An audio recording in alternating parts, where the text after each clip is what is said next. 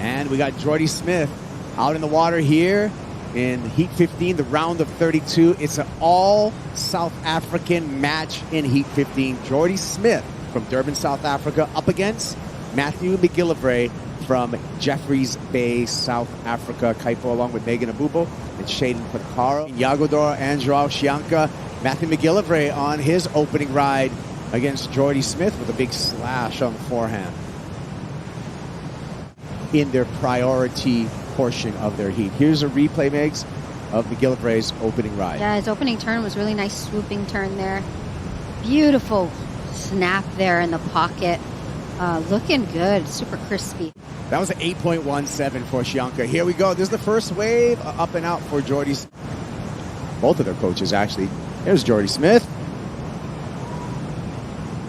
And just a carve for number 23, Michael Jordan Smith. Matthew Mcgillivray has to whitewater into this one. Wall forms up in front of Mcgillivray, but it just closes out. So rapid fire out in the lineup. All four surfers getting a ride, and the judges deliberating on four scores at the moment. Oh, live action, Matthew Mcgillivray. Oh, just got a little hung up by the wind there on the drop and unable to get into the open face. But easy times for him. He's in the non-priority heat. He's got 21 minutes ahead of him, and he will have the Red Bull ski assist on the inside. And the time is just not going to give him the chance to come back at this point.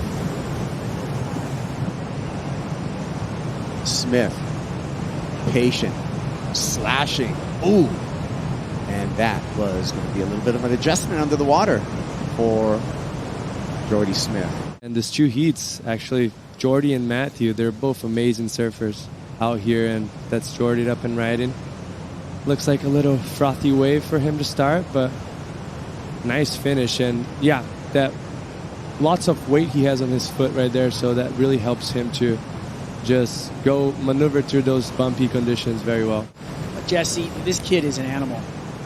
Totally, and these conditions fit him so well. Like, Jordy has a very tough task in front of him, and we'll catch up to this later, but see how he's so able to just make his turn look so big always, and he's so strong on his foot and just manages this tough sections very well. That's a huge finishing turn for him. Hold on.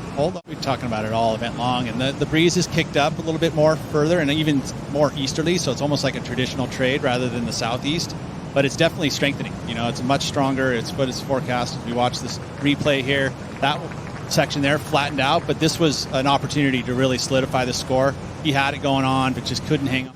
So really let it come to that. And then Jordy, unfortunately, wave choice. Been a little off in this heat, you know. I mean, he surfed his way to 7 points, but ultimately he's been out of rhythm. All right. Well, great heat win for Chianca, the Chianca royalty family from Saquarema, Brazil, and up and riding. Look at this replay, Pete, of Matthew Mcgillivray. Yeah, he did himself big justice here. He added another 1.5 points to his score line, which is exactly what he's got. More pressure onto Jordy with 9 minutes to go. Got the best number of the heat, you know, with some just nice polished surfing. I mean, it was still had to negotiate the bumps, had to negotiate getting the lip on his tail block, and he did everything right. Yeah, now Jordy needs a 7.66, which in some spots that we go on tour, it's not the biggest score ever, but at Sunset, it's so tough to find out. And there's actually a hill that comes down on the Kahuku side, and then there's trees there, which actually gets you a version of how far out you are. Here we go. Jordy Smith rolls in. Beautiful entry off the bottom. Slams the corner looking for the tube. Comes up a little short, but then he's back out on the open face to throw down the rail gouge. And then comes unstuck out of sort. How about this one, Jesse? Yeah, Jordy definitely coming back in the game. I think was the reading that he had on that wave was very important. This big gouge right here, unfortunately, he wasn't able to click on that last turn.